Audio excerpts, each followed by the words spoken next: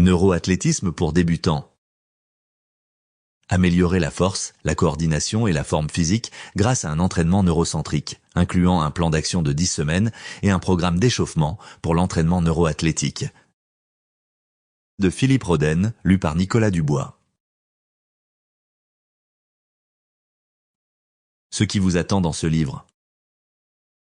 Avez-vous toujours pensé que les succès sportifs n'étaient que le résultat d'un entraînement physique rigoureux et que les blessures récurrentes sont la conséquence d'un manque de récupération, voire d'une force inéluctable du destin? C'est le cas de la plupart des gens, qu'ils soient profanes ou experts. Et il ne s'agit pas d'un jugement, car ce prétendu savoir s'appuie sur ce qui a été enseigné et popularisé au cours des dernières décennies. Mais ces prétendus faits ne sont pas satisfaisants. L'homme n'est pas une machine. Une autre approche est donc nécessaire pour comprendre les causes et les mécanismes de la performance et de son influence sur. Ce n'est que sur cette base qu'il est possible d'inverser ses pertes et de l'optimiser. Le fait qu'il ne suffit pas de travailler sur les muscles et le mouvement est une découverte récente. Dans la nouvelle connaissance du rôle déterminant du cerveau humain dans la réception et le traitement des perceptions, et de son importance pour la performance sportive.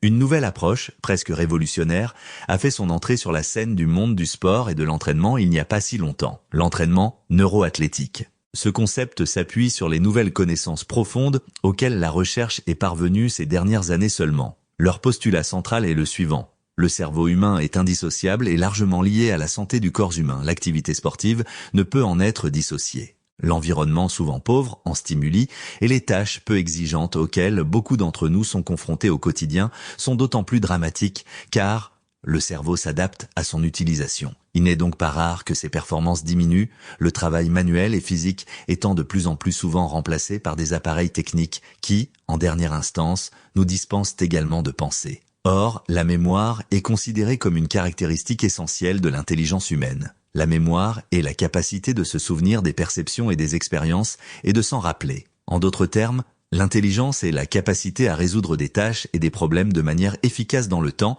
et à s'orienter dans des situations inconnues. Au vu de notre quotidien actuel, il ne reste donc qu'un corps et un esprit désespérément sous-exploités, des coquilles vides pour ainsi dire. Ceux qui misent sur le sport pour compenser doivent toutefois tenir compte d'une chose, l'entraînement ne doit pas seulement être axé sur le physique, mais aussi sur le centre de la pensée et de l'action humaine. Inversement, il est même vrai qu'une amélioration de ses propres performances cérébrales peut aller de pair avec un développement de ses capacités sportives. Il ne s'agit pas ici de résoudre des mots croisés ou d'autres mesures d'entraînement cérébral au sens large. Il s'agit de solliciter et de stimuler le cerveau avec des exercices ciblés de manière à optimiser les performances sportives et à Sample complete.